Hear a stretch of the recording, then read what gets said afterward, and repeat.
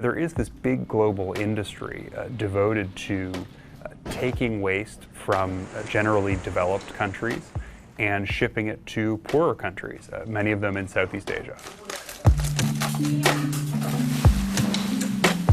Environmentalists have come up with a term to describe this phenomenon, and what they call it is waste colonialism.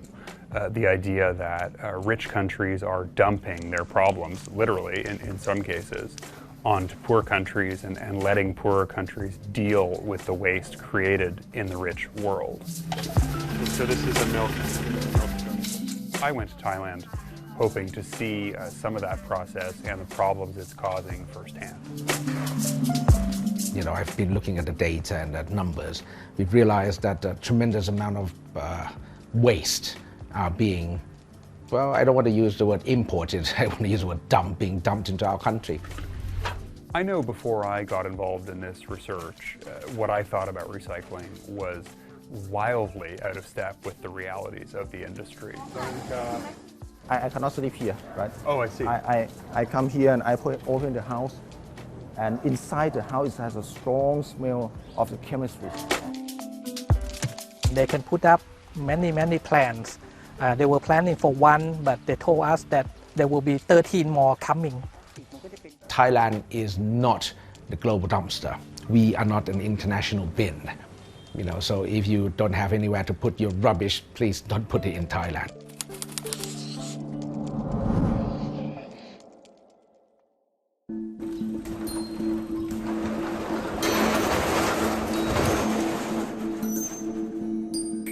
In 2021, Thailand received about 158,000 tons of imported plastic waste from overseas. So that is a hell of a lot of material. It obviously needs to be processed, it needs to be recycled.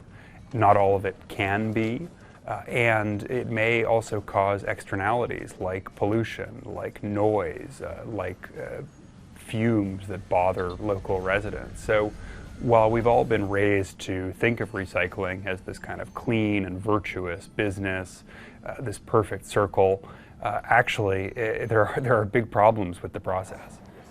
And so the factory's right here. Where would the fumes come from? From this side? From this hole and this hole. So for this story, one of the people I spoke to was a man named Vinyu Jeramankong. Vinyu is an accountant. He has a house in the Bangkok suburbs. And a couple of years ago, he found out that a property next to his house, which had previously been used as a sort of storage yard, was being turned into a recycling plant. The whole area of It's this covered in smoke. Yes, covered by the smoke. And that's why you have this big Yes. fan. So after this plant got going, Vinyu noticed that there were really noxious fumes coming into his home. You cannot breathe. You have a headache. Doctor said, I need to move my son out of here.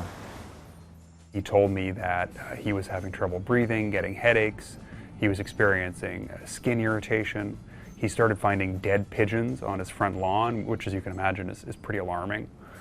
And it appears, based on some scientists I spoke to who've looked at this issue, that these were fumes from hydrocarbon exposure, that plastic was being melted down, which of course creates fumes that, if they're not properly filtered and vented, can be really damaging to people and wildlife. And so that's what Vinyu was experiencing in his home. So if this is killing pigeons, it's pretty bad. Yes, it's going to kill my family too. So I have to let it go. And leave this house. Yes, leave the house.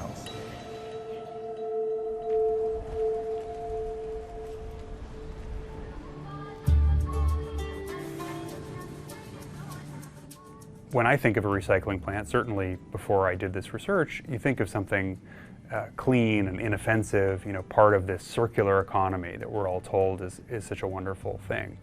But the reality is a little messier. Recycling plants can be quite dirty and dangerous places. They can throw off serious pollution, chemicals that include things like dioxin, which have been associated with increased risk of cancer.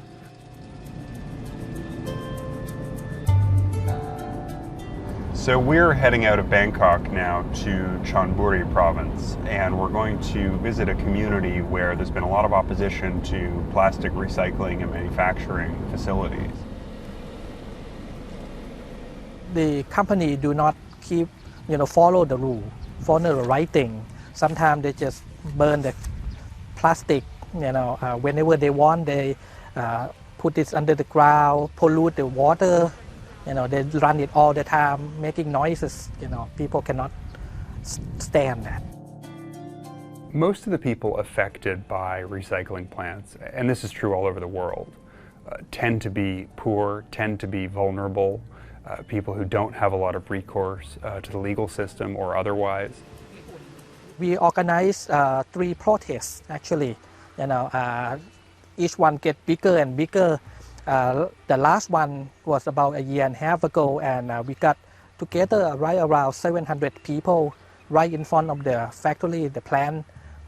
We protest, we have put up the sign, but at the end, it's just another activity that we did, but never get any response back.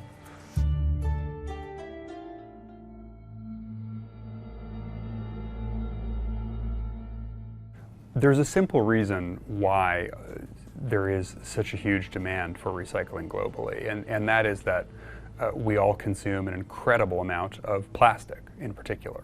Plastic consumption has skyrocketed all over the world, but countries like the US, like Japan, like the UK, don't have the domestic capacity to recycle all that plastic. In fact, they have nowhere near the domestic capacity they would need.